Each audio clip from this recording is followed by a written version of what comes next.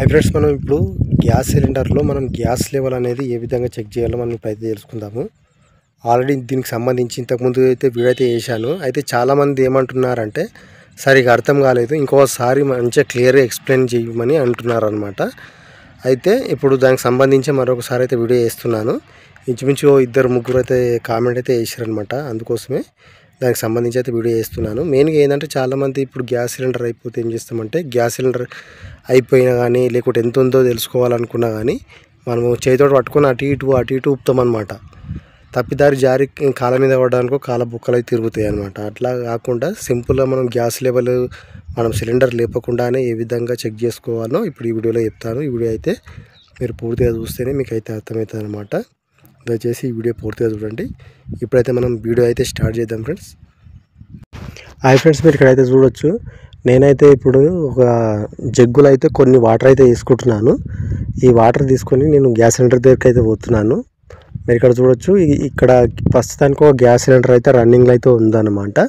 ఇప్పుడు దీంట్లో ఎంత లెవెల్ ఉందో, గ్యాస్ లెవెల్ ఎంత ఉందో మనమైతే తెలుసుకుందాము.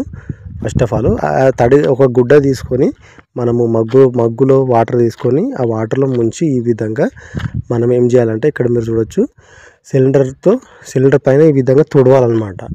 తుడవడం అంటే మనము నీటి దార వచ్చేటట్టు మనం తుడవాలన్నమాట. ఈ విధంగా తడి ఉండేటట్టు మన మీది నుంచి కింది వరకు, అంటే అడుగు భాగానికి వరకు మనం నిదానంగా తుడుచుకోవాలన్నమాట. ఈ విధంగా తుడుచుకుంటే మనకు తెలుస్తుంది అన్నమాట. అయితే మినిమం మనం ఈ విధంగా తుడిచిన తర్వాత, అంతకంటే ముందు మీరు ఇక్కడ చూడొచ్చు, మనము ఒక సిలిండర్కి అయితే ఈ విధంగా అయితే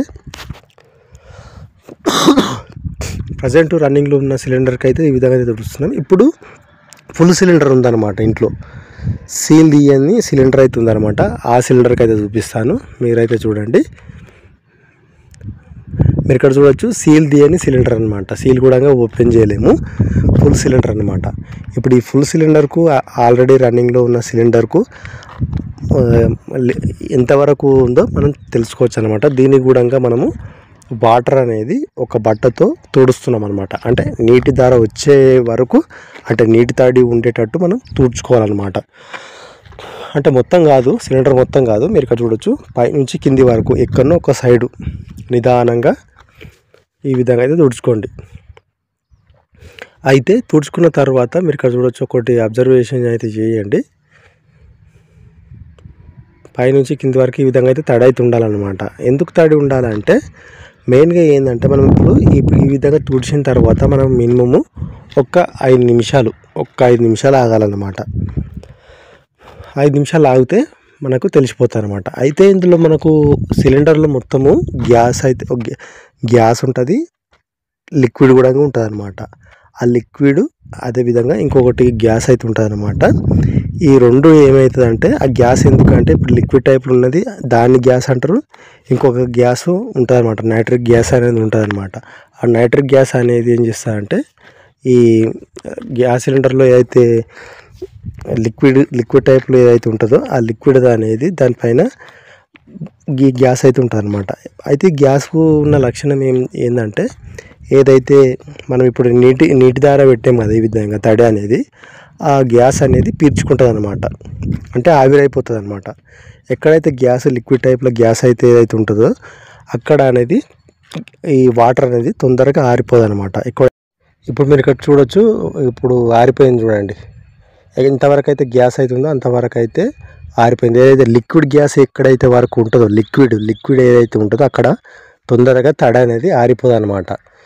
ఎక్కడైతే గ్యాస్ ఉంటుందో, అయితే ఇందులో రెండు మిక్సింగ్ అయితే ఉంటాయి అనమాట. గ్యాస్ ఉంటుంది, ఇంకోటి లిక్విడ్ టైప్లో ఉంటుంది అనమాట. లిక్విడ్ ఎంతవరకు ఉందో అంతవరకు అయితే తొందరగా అయితే ఆరిపోదు, మీరు అది గమనించాలన్నమాట.